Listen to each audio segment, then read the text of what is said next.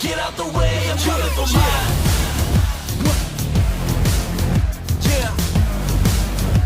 What I tell 'em. Welcome to AV Reacts, where we talk with a group of experts about the things that we see going on in the world and in pop culture. And we do all of that from an AV perspective. I'm your host, Leon Prather, and today we're talking about something that most everybody this week is talking about, which is Super Bowl 58 that just happened a few days ago. But we're going to take a unique perspective on that and not just talk about the sport, though we'll probably get into that. We're going to talk about tech's impact on that broadcast and how we all experience it. But you're not just going to hear it from me, you're going to also hear from our celebrity roster, I guess, of who's from the AV industry, all three of which were actually here on this very stage this time last year talking about the Super Bowl. So it's exciting to have them back. We'll go ahead and get into introductions now. Over in this corner, we've got a woman of very choice words whose thoughts and opinions on all things tech and AV resonate far and wide, as she actually has volunteered with the VIXA to help train and mentor young minds in CTS prep. She's also been featured recently in, I think it was Commercial Integrator magazine. Yep. And she now works as a design engineer over at AmpThinker, and that is Rebecca Sullins. Hi. How are you doing today? I'm good. Thanks for having me on.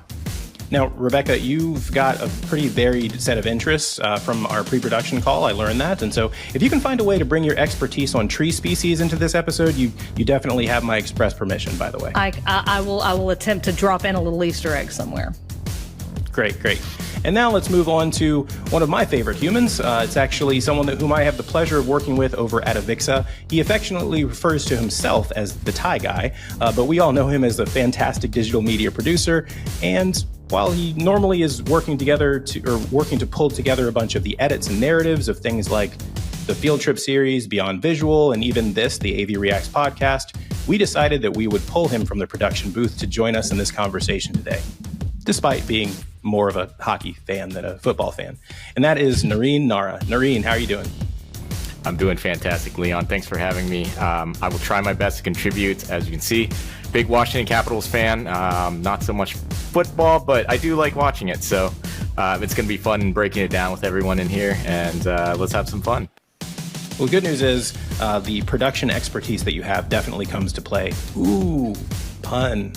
I did it. Oof. I snuck one in. Will definitely come to play. And now let's go to our final guest. We've got someone that has been featured in a number of things for VIXA TV, actually, a number of different pieces, kind of starting to become a regular around here. Outside of VIXA, of course, he's been nominated or actually received an award, I think, as Pro AV or AV Pro of the Year in 2022, I believe. Currently working as a sales engineer over at Audinate. He's a self-proclaimed cybersecurity enthusiast and speaker. We've got Frank Padikkala. How are you doing today, Frank? Hey. Wonderful. Thank you for having me. Awesome. So let's go ahead and dive directly into the subject at hand today. Like I said, we're talking about Super Bowl 58. That's LV111 for those that are of the Roman persuasion. We speak multiple languages here over at AV Reacts. But Super Bowl 58 will definitely go down in history, I think, for being a number of things. In terms of the sport, it's one of, I think it was 2 Super Bowls that were decided in overtime. We know that it broke records for overall viewership. We know that it broke records for the longest field goal completion. We know that there's a certain pop star that also comes to mind when people think about this particular Super Bowl in particular. But it might also be remembered for some things that have nothing to do with the broadcast, have nothing to really do with the sport. And that would be a number of things that are kind of non-sports related, things that I think are related more to tech and audience engagement. But we can't have a Super Bowl conversation without having some kind of discussion of the game, at least a little bit. So we'll go around the circle here, and I'll actually start with Frank here. Let me know the answer to a question that I like to ask people after an election and also after the Olympics and Super Bowl. Are you happy with the results? And more importantly, 100%. Were you engaged? Yes, 100%. So again, I'm not a great football fan. I am a Super Bowl fan, is what I like to say. So I've watched every Super Bowl for the last many years, and it's one of those things that brings the family together. I was rooting for the Chiefs, and I'm happy to see they won. It was great. It was fun. I think it was a very interesting game. We had like group chats on fire, is all I'm going to say. Yeah. Yeah, I'm the same, actually. I'm more of a Super Bowl fan. I've yet to find my actual team, but I do always love watching the championships in really any sport. As far as engagement and how you feel about the game as well, Narin, what are your thoughts? Yeah, so contrary to what Frank just said, I was rooting for the 49ers because who doesn't love the underdog story of Brock Purdy? And, you know, being picked last, I can really relate to that when it comes to PE back in the day. So he's a very relatable people to me and to America, I guess, for everyone who was rooting for the 49ers. Football wise, it was a pretty, I guess, there are a lot of people who said that wasn't a great game. I thought it was a great game because there was a lot of drama to it, going back and forth overtime. Obviously, putting some things into it. There was some bad blood. I had to throw that in there. There was some like fighting back and forth. We did it. And yeah, I mean, it was overall a great, entertaining football game. The halftime show was great as well. Very nostalgic. I know we'll get to that as well. But overall, I thought it was a great broadcast, and it was definitely fun to watch. Sorry that the 49ers lost, though. I mean, someone has to lose, I suppose. Someone has to win and someone has to lose. Now, Rebecca, I'll throw it to you as well, and also tie in the same question that I'll throw back around to everyone here. Of course, were you engaged? But in thinking about last year and this year, because you guys have spoken about the Super Bowl already, especially the tech perspective, do you feel like you were engaged this year by the tech and by the show overall? And what kind of stood out to you as being different this year from last year? Okay, so a couple of things. I, just like Narin, was rooting for the 49ers, and I don't know if anybody watching this podcast will know why, but this is actually a McCaffrey jersey from when he was on the Panthers, and I'm a Panthers fan. That was the only dog I had in this fight. I was fine with the results because I honestly didn't care that much either way. I will say, so I was less engaged in this Super Bowl than I have been in previous ones. I watch it every year, and I do watch a lot of football, but most of that is coincidental because I happen to play a pool league at a bar with a lot of TVs on Sunday afternoons. So that's where I see all my games. Like, I don't sit down and watch them. And I was doing the same thing this Sunday. And it was not engaging enough for me to stop playing and watch for 90% of the broadcast. Which is sort of my metric, right? If you can pull me out of my game and make me watch, that is my metric. Now, I will say that I do believe that they use some of the aspects of technology to their advantage to make it seem more engaging than it really was. I.e., there's a lot of technology being implemented these days with replays to make the downtime between plays faster. So what could have potentially been a very boring game was, not bad. So I appreciated that aspect of it. And I think that they're leaning into the, let's go with the goldfish demographic, the people that grew up on short form videos and with no attention span, et cetera. They're trying to make these things a little bit more seamless. Oh, I've got some thoughts on that as well. Frank, let's go back to you. Speaking about the tech, did you find that the use of technology throughout the whole show, halftime show included, did you find that it was impactful for you? So, before we got the invite to get on this show today, I actually did go back and watch the episode last year to see what did I say last year, right? And you know what? It's interesting. One of the things that we spoke about was like more technology and how technology needs to be invisible and less in your face and things like that. And I think that was accomplished. And I'll give you some stats here because I'm fortunate to work for Audinate, and Audinate is the creators of Dante, and Dante has a very active role at most of these large live events. There were more than 1,000 Dante devices there. This is one of the largest architected, managed networks that you can think of, which includes hundreds of miles of dark fiber. One of the things that Rebecca wanted last year, interestingly, was she said she wanted it to be bigger in using more than the football stadium, right?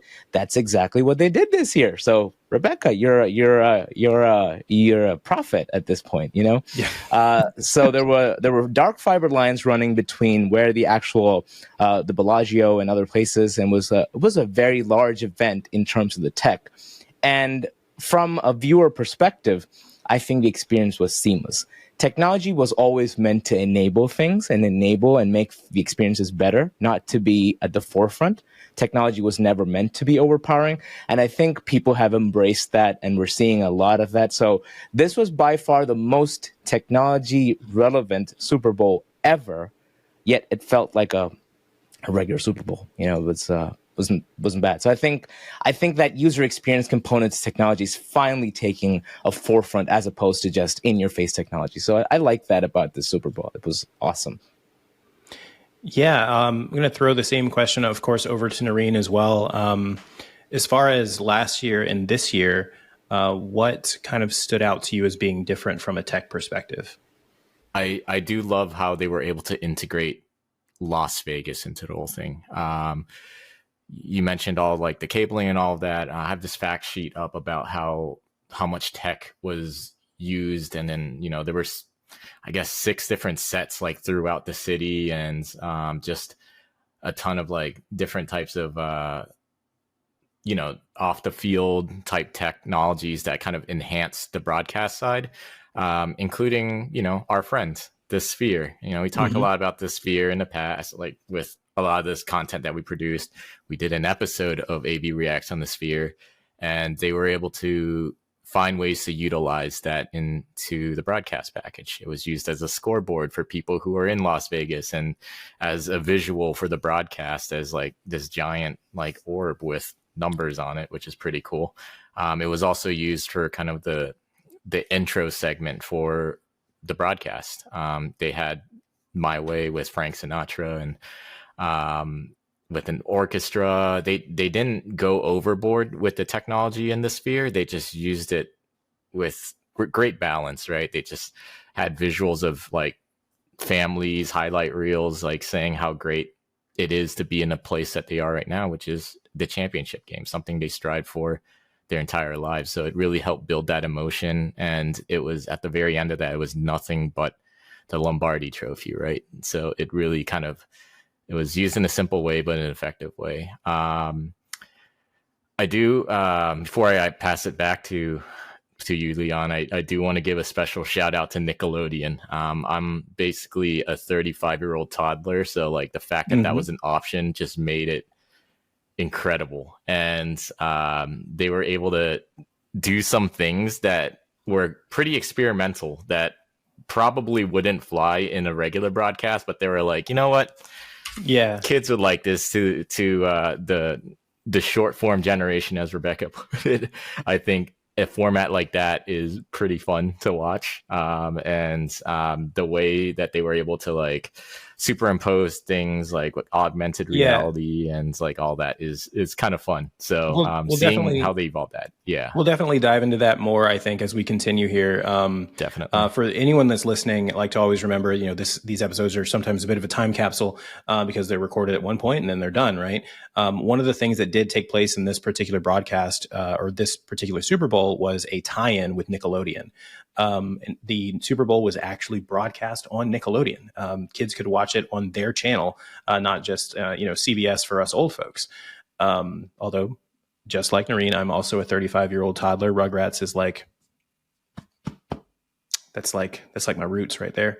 So I was actually ecstatic over the same idea, but no, I wasn't part of the conversation this last time. But there's something in particular that stood out to me as well related to the tech for this particular year. One thing that was different to me actually was the idea that the Sphere exists. Right, the Sphere wasn't something that they could have used last year, but they could this year. And it's interesting to see how this behemoth, this thing that has still been in our mouths topically for a while, is getting used in various ways. I personally have some questions on whether it was hey, let's tell a certain story, therefore we use the Sphere, or if it was, hey, we've got the Sphere, let's figure out a way to use it. It's not a cheap piece of hardware that's sitting there. But what you mentioned there about it was Jerry Rice. Jerry Rice was doing promos and whatnot, and they had other players of today doing promos from the same stage that U2 was on. It was really interesting seeing promos done in a venue that is meant for live performance, but it was all pre-record. There was no audience. That was a little strange for me. There was no audience in the background. but I did like that they were using tech to explore a narrative. So outside of the game, using the sphere angles, bottom up and whatnot, giving everyone this heroic image, showing these clips and things on a giant screen, kind of made the Super Bowl itself and the mystique of it continue to be larger than life. So I thought that was pretty interesting personally. Rebecca, you look like you're about to say something. I was a little bit, and it has, number one, I found it fascinating, the Nickelodeon thing, that it was actually the voice actors for SpongeBob and Patrick doing the voiceover, which was absolutely adorable. And we'll go back to that at some point. But I wanted to say that that this is one of the things that I find fascinating about the evolution of technology in the last couple of years is, we've watched the rise of easy and ubiquitous technology, right? Everywhere we look now, everybody has a video wall. Everybody has all of these fancy things, big lights, whatever. And for so long, that was presented in the story as, hey, look at this shiny new object over here. Like, you need to stare at this. And we're watching it move not into the background, but into the role of supporting character, right? Like AV and technology as a whole is now a supporting character in this entire story that we're trying to tell. And I think that they did it really well. Just to speak, the city of Las Vegas is one of the most technologically advanced locations on Earth. And they use that to their advantage, right? They use that as part of the story, but not as oh, look at this. You know what I mean? It's an interesting, it's being used to support, but not distract, which I think is an interesting way to move into that. Absolutely. As we move into our next segment here, I want to actually ask anyone, is there anything that just jumped out to you that you're like, that was actually surprising? Was there anything surprising at all from this broadcast for you? I'm surprised Usher didn't eat it on the roller skates. That was masterful. I was going to say the same thing about the dancers on the poles, because those were only supported from the bottom, and that scared me a little bit.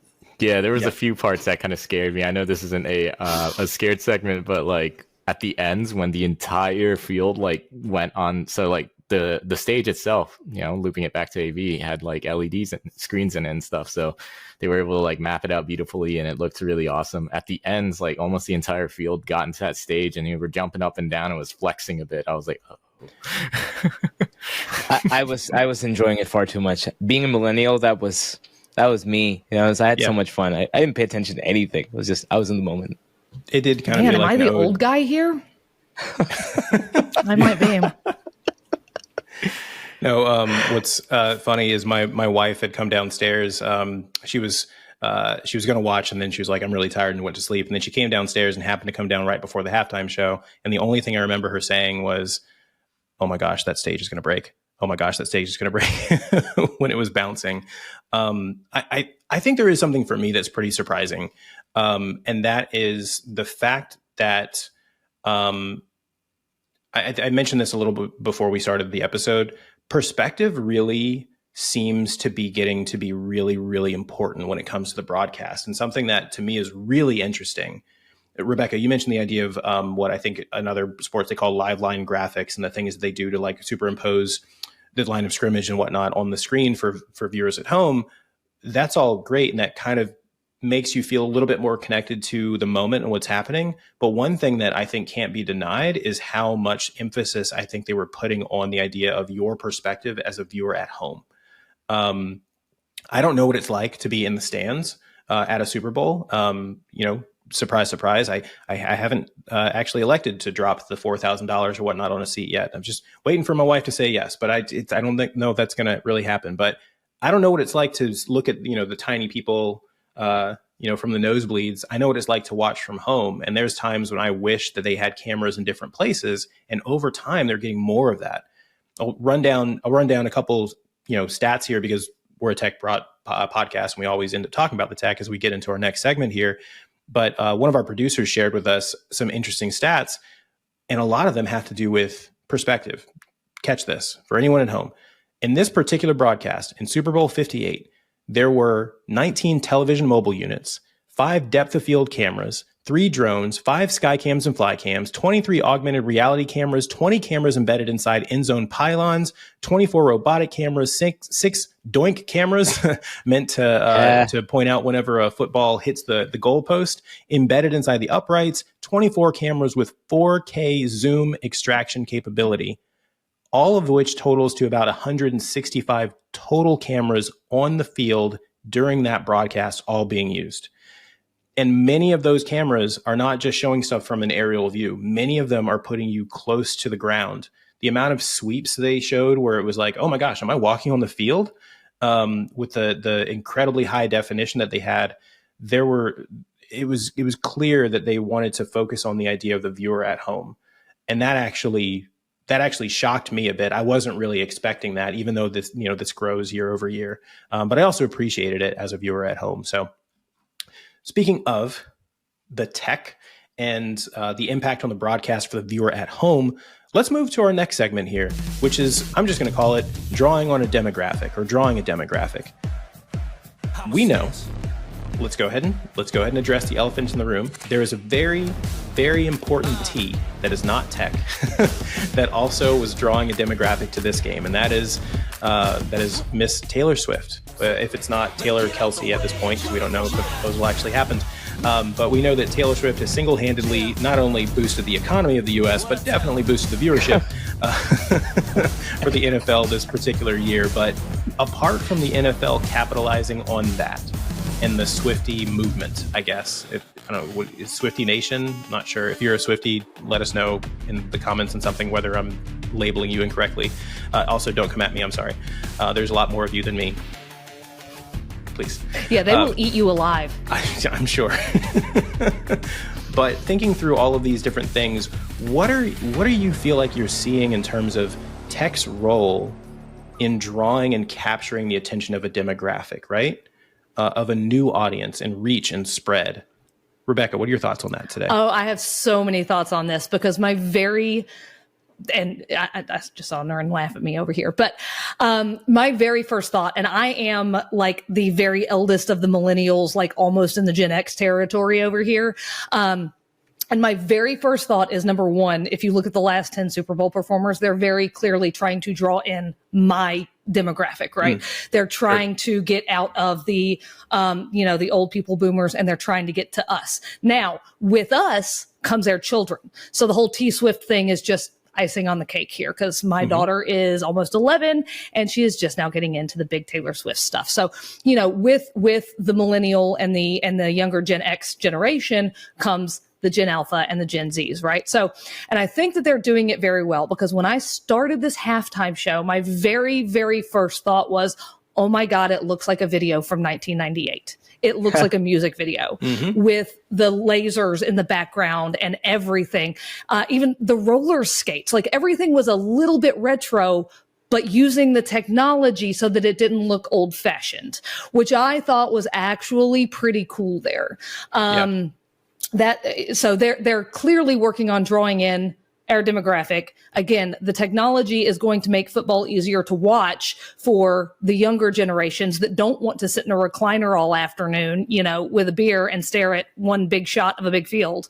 So I think they're doing a very good job at keeping up with the times and sucking in, us. Yeah, I'll want to pull a thread on that.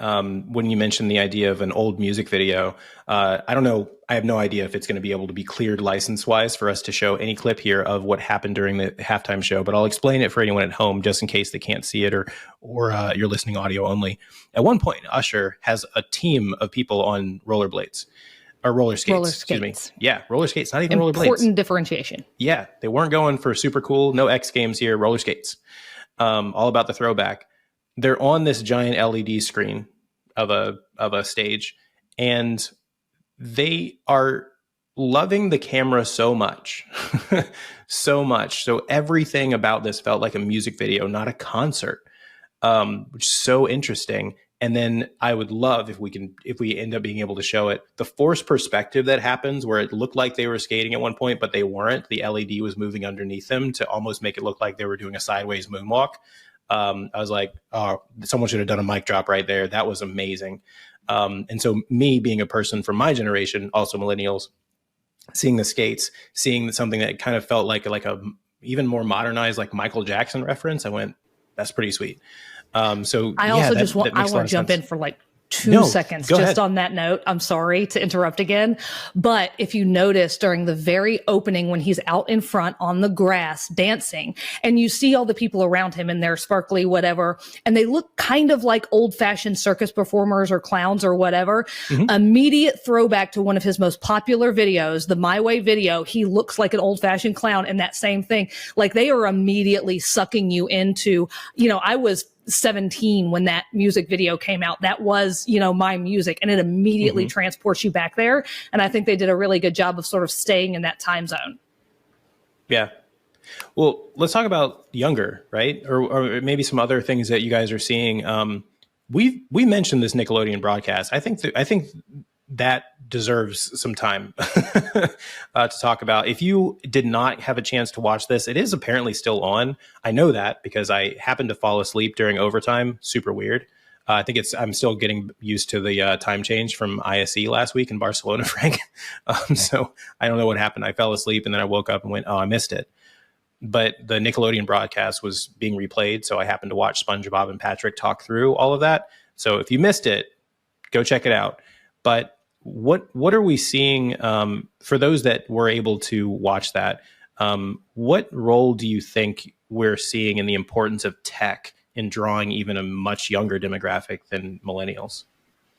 I'll throw it to Narin. Or actually, Frank, whichever. Sorry. Yeah, go ahead, Narin, you can go. No, Frank, keep it going. So something that I found really interesting, and because we're talking about Taylor Swift, and I think this deserves multiple mentions here. The fact that the demographic of sports is changing.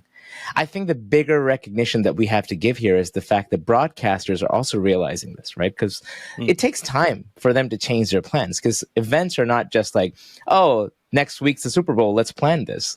This happens years in advance, right? So I think they're understanding that, and they're trying to keep those lines where, yes, you're a traditional, you're a millennial, you're going to like this part of it. But if you're part of a Gen Z audience, or a Gen Alpha for that matter, we have something that will cater to your taste as well, which is what they're doing.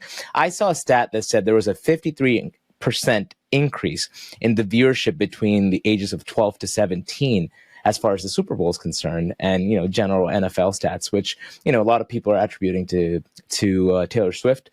But I think that also talks to something that we always do on our tech shows in AV. It's the technology is more the democratization of technology. It's becoming more appealing, and it's not being consumed in that traditional manner, right? So what do people do? What do young kids do? They're on group chats, they're tweeting, they're using their socials, they're on TikTok, they're watching the game, but it's not like they're just sitting there, having a beer and, having snacks, or their consumption is different, right? Whatever be their age group, they're changing. And I think we as technology providers have the ability to do those things. We can have those variations. It doesn't have to be one way, you got to do it this way. And I think that's showing in all the major events. All the sporting events are kind of focusing in on getting those larger audiences, because, there's an aging demographic and there's the young. You can't keep ignoring the young people. And I think it's good. It's that we could see that. So, in a way, it also made me feel like, hey, I could get this information from different sources. I could go on social media and I could see certain things. And that's part of my replay mechanism, because if I miss something, I automatically go to X or, Facebook or something, and there's somebody talking about it in real time, which I think is pretty cool. And you get those different perspectives. So, I love it. I love what I'm seeing. Yeah, I'll throw it to Narin. I think you were going to say something there too. Yeah, no, I was just going to continue that thought and maybe connect it with Rebecca's about nostalgia, right? A lot of the people growing up watching SpongeBob, which is incredibly sad to say because it really is, it puts things in perspective, right? When SpongeBob first came out in the early 2000s, late 90s and stuff, they're parents now, right? So like they got kids. There's this also audience of like, you know, being able to enjoy something with your kids. And it's like one thing that SpongeBob's always done well, even back then, or more so back then than now, was like making jokes that kind of fly over the head of the kids. And Rebecca mentioned about how the play-by-play was actually done by the actual voice actors. Like they were able to like throw in a few jokes in there that kind of flew over the kids' heads and went straight to the parents. Oh yeah. So that was actually, it made things entertaining in a different way. And it was actually pretty cool to see that there's an alternate broadcast if, you know, you're a little tired, like me, right? Like in our little group chat, we were like, man, can Tony Romo shut up already? And like, I was like, hey, by the way, there's a Nickelodeon feed. And they were like, whoa, they weren't aware of this. I mean, and they were like, oh man, this is pretty awesome. And some of my friends, you know, they're parents now, and they're like, they were watching with their kids and stuff, and they're like, wow, I should have watched this from the start because it's almost nostalgic, and it's actually pretty entertaining from a different way.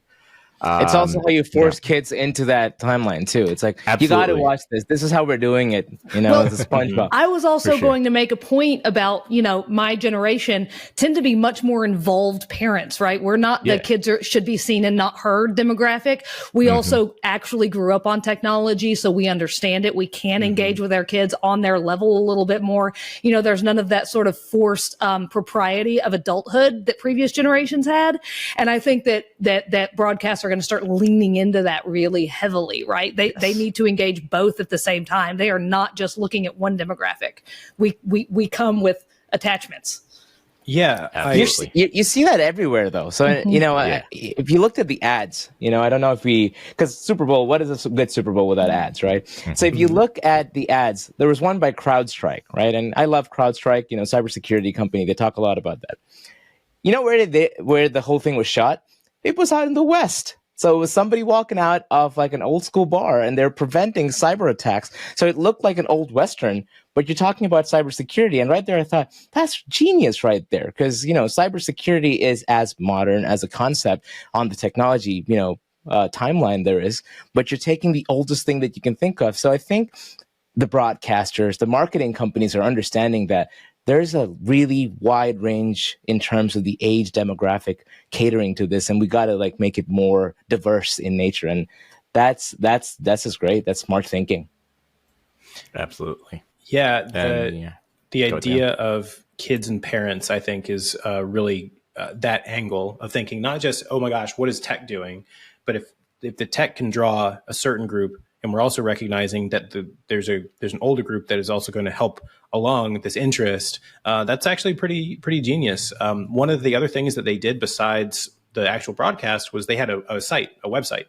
And on their website, there were a number of different things that were meant to kind of, I think, contribute overall to the full experience that you could have if you were watching from home.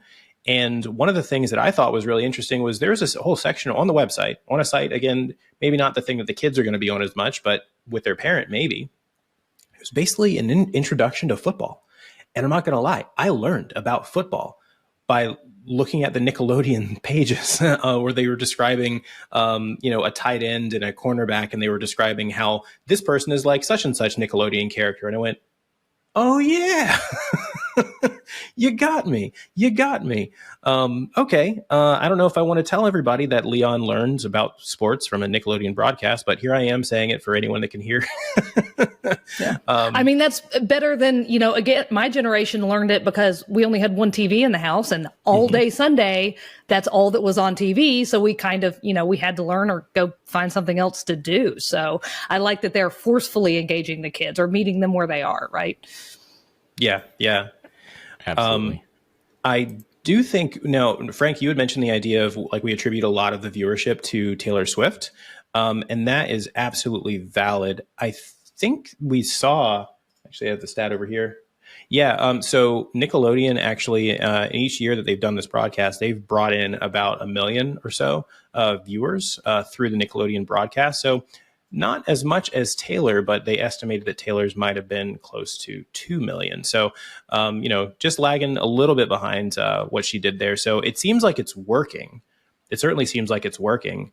And I do think I want to harken back to what Rebecca said about those, like the live line graphics and the quickness with which you're doing the replays and whatnot.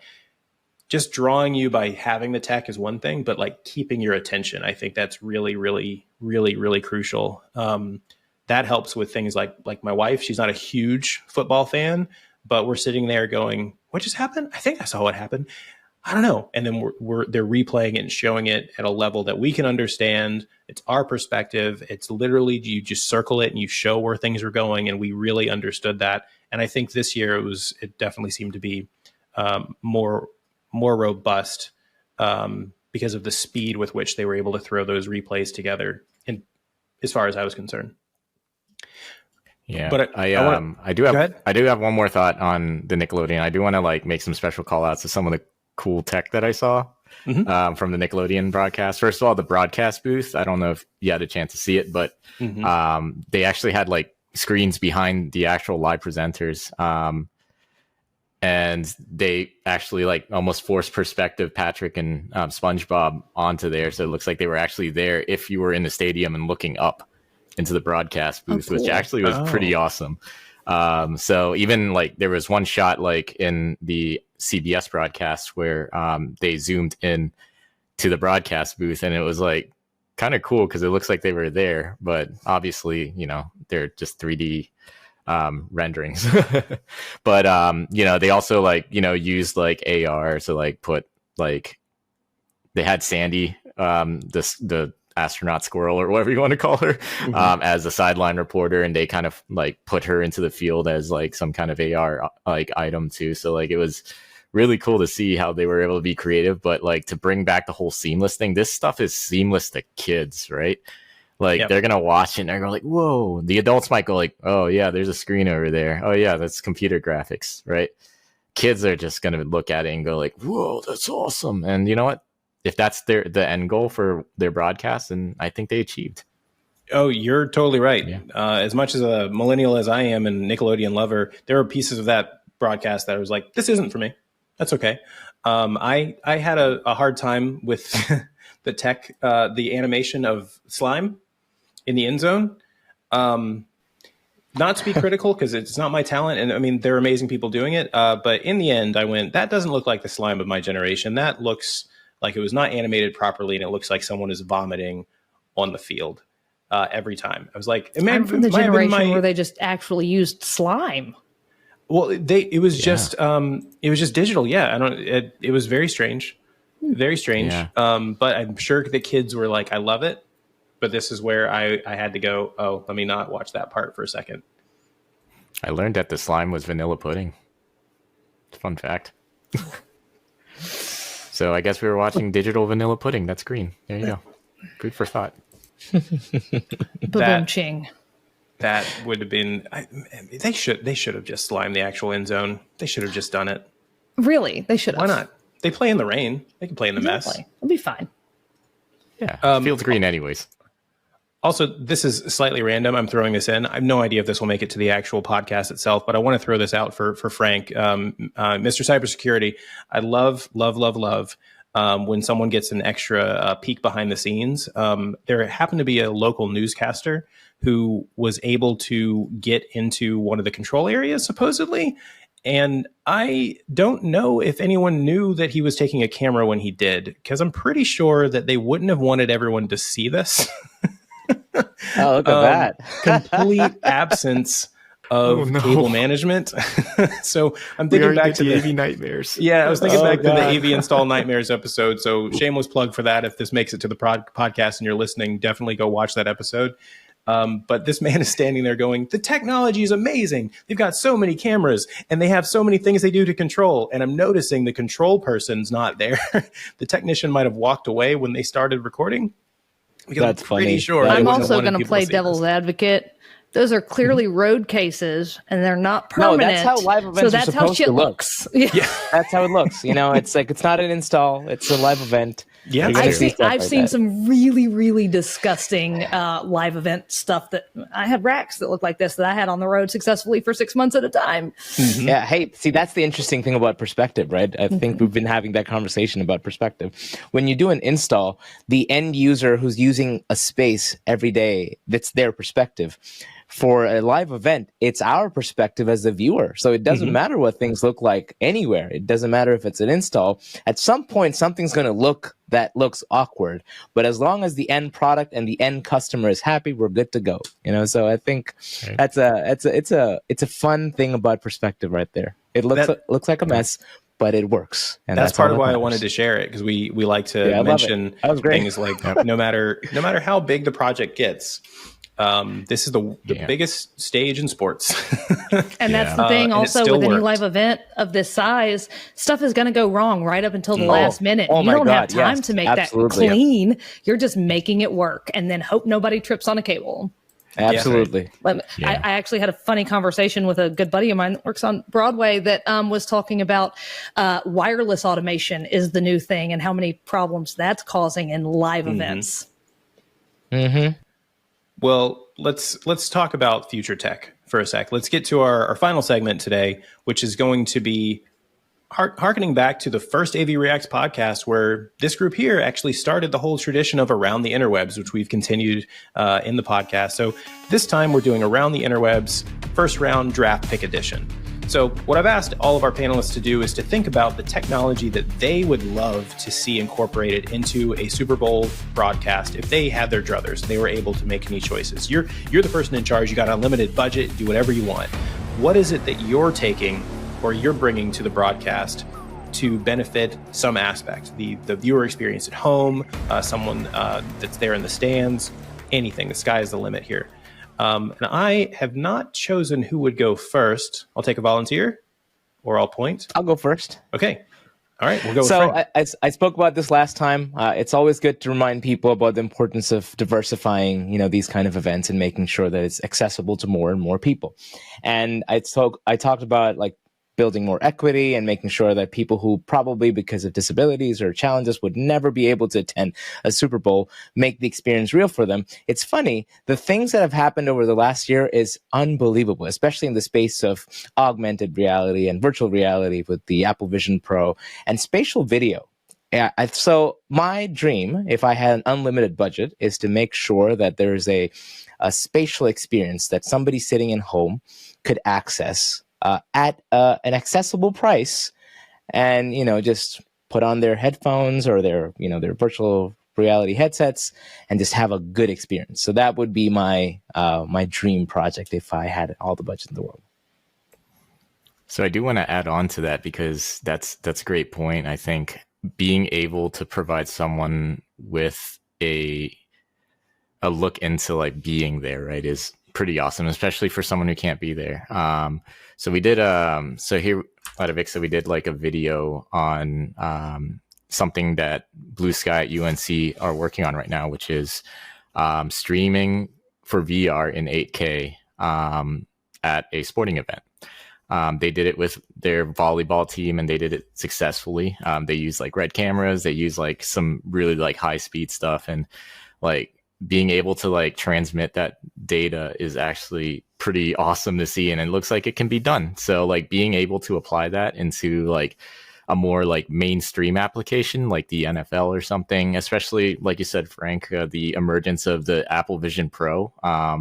I would love to see it being used in applications like this rather than people wearing them while driving Teslas, because that's always a bad idea. That's been popping up all over the place. I kid you not. Sometimes we get swayed by the most prominent things on social media.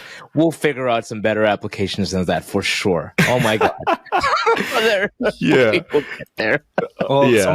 someone's got to walk so that the other person can run. Exactly. I want to see it being used in a very meaningful way, like you said, Frank, for accessibility, for ways for people to experience things in a new and different way.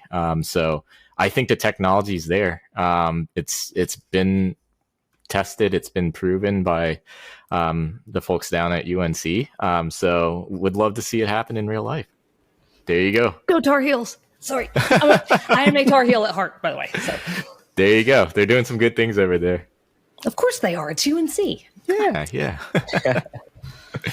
Well, speaking of the Vision Pro, actually, I'll throw this in and then we'll go to Rebecca here because we've been mentioning it. I think about 4D in general and the idea of spatial audio, spatial video.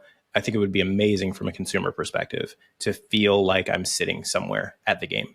That would be absolutely, I can't even really imagine it. But when you see things like, we look at the tech that we see on the internet now, and this is the thing that everyone likes to meme about because it's, it's early days. It's Gen 1. But what's Gen 10 going to be as we continue doing this? Or can we go away from just, this this idea, the thing that makes you cringe, and find a way to explore this idea of what's it like to be on the sidelines, not just what's it like to look like, you just have a goofy thing on your face, but maybe go from something as conceptual as this to bringing in, actually, heck, what about football training? Football players have to take a hit all the time. Let's incorporate some haptics. Let's incorporate perspective and some haptics so you can get used to the idea that at some point someone's going to possibly hit you in the face. And I think the Vision Pro could help with that. I love that. Leon, that's such a good point. So, I'm just going to do a quick, 30 seconds here. So AWS has been powering the whole, the cloud platform for this whole thing.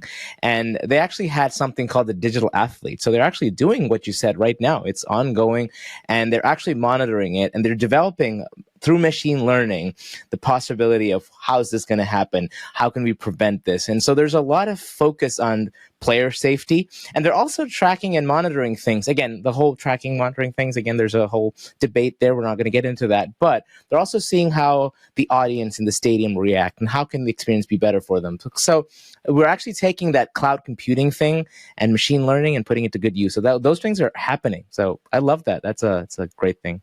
I love that. Great ideas. Loved it. What about you, Rebecca? Idea. What's your $1 million idea? All right. This is way more than $1 million, but let's go with it. Okay. So for me this year, and you asked us to go back and sort of compare it to last year, and I even went back one further and compared it to the 2022 Super Bowl halftime show, which was the Eminem, Mary J. Blige, Dr. Dre, Snoop Dogg, absolute star-studded. To me, that was the best Super Bowl halftime show of the last 10 years by far. Now, that's just my opinion. But in my mind, this one seemed small and disconnected from the audience in the stadium itself, right? Rihanna last year was automation heavy, right? They actually used the space of the stadium. They used the stadium itself. A couple of years ago. And it may be a perspective thing. We talked about this a lot, but because it was also still light outside and their set was so huge, it felt more integrated into the audience in the stadium. The performance did, and especially let's talk if we're going towards spatial environments in the future, right? Like you want to feel like you're there. I feel like this is one that it wouldn't have made a whole lot of difference because everything looked exactly the same, from out here as it did on your TV. I want to see them use the stadiums. The stadiums are being built to be smart, right? They have ribbon boards and LEDs and scoreboards and everything built in everywhere. So why are we only using 40 yards of the center of the field for what is the biggest production of the year? Make it bigger. Use the entire stadium. Use the architecture. Use the technology. Use the space. Use the everything. This one felt small and isolated to me. Yeah, that's a good flip to what I was saying as far as it felt like a music video was so important for them to think about my perspective at home. But, I didn't pay anything to watch that broadcast, to watch it. There are people there in the stands who paid something. And it was an experience, I'm sure, but that's a really good point. So, we've talked about a lot of tech here today. We've talked a lot about the Super Bowl, of course. We've talked about the future. I want to leave us with something that honestly, I don't even know how to set it up. I don't even know if this will just end up being the outro, but I found that someone has figured out the best use of technology, like one that I can't even imagine the genius, the future thinking that someone had to realize that this is the future of Super Bowl based entertainment. And I'll share that with you right now. What you are about to see, and I have to describe it for people who are at home who may not be able to see this because they might be listening audio only. Going back to that Nickelodeon broadcast and thinking about AR and XR, the culmination of all of those things is not the Apple Vision Pro. It is being able to sponge bobble yourself, where you have the ability. You have the ability as a kid with a cell phone, or an adult like myself, very mature adult. I was going to say, are you sure you're an adult here? You're using Yeah, I'm absolutely positive. Okay. Maybe. My birth certificate indicates that I might be. So there's suspense. It's loading. What are we going to see? Boom. There we go. Your head on a bobblehead doll looking like SpongeBob.